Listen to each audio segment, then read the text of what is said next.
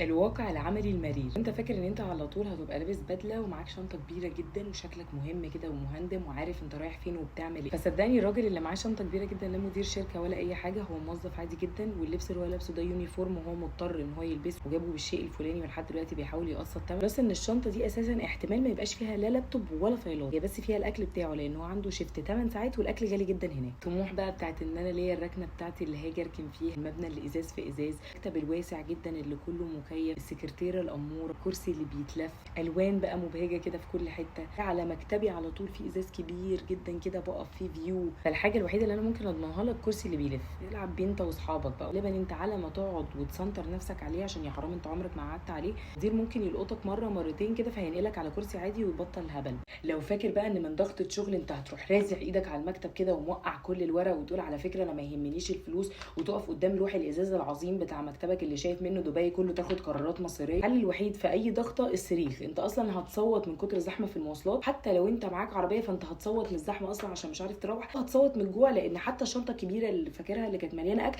ما كفتكش هناك. وشويه الورق بس معلش اللي انت خدتك اللحظه دي، يعني يا ريت تلمهم بقى وتجمعهم تاني لان هي فايلات، وصدقني المدير مستني الفيدباك بتاعتك. واتمنى بقى انك تشيل من دماغك الشغلانه اللي كلنا بنسعى عشانها، اللي هي احنا بنقعد في ستاربكس ومعانا لابتوب بس، هي دي الشغلانه. انا بعد بحوثات ودافع فلوس كتيره جدا انا مش عارفه اعوضها لحد دلوقتي عشان افهم الناس دي ايه بالظبط، انا عرفت ان هم سنهم بيتراوح ما بين ثانويه عامه لحد ما بعد الجامعه، وهم مش لاقيين شغل اصلا بس عاملين فيها مهمين، فهم فاتحين يوتيوب عادي او اي فيلم محملينه على اللابتوب، محملينه يعني معهمش نت يقعدوا يتفرجوا عليه. وحتى اللي لقيت فيهم عامل فيها جامد ومعاه ورقه وقلم، فهو غالبا كان بيحفظ لسه الايميل بتاعه، بيشوف هو اسمه ايه @yahoo.com، انت فاهم هو فين اساسا. جو بقى ان انا اقبض بالاخضر وطمعانين في فلوسي والرزم والكلام اللي بيجيب اشعاره ده، شيله من دماغك، لان غالبا الحاجه الوحيده الخضراء اللي هتبقى في حياتك الملف اللي انت لسه موقعه، المدير مستني الفيدباك بتاعك عليه وانا قاعده عماله افكرك بيه عشان انا رخم، او لو عملت زيي ودفعت فلوس في ستاربكس قد كده مش عارف تعوضها لحد دلوقتي، وعلامه ستاربكس نفسها ممكن تنور عندنا المكتب خضراء. لو فاكر ان احنا بنرجع من الشغل تعبانين من كتر الديلز اللي عملناها والميتنجز اللي فنشناها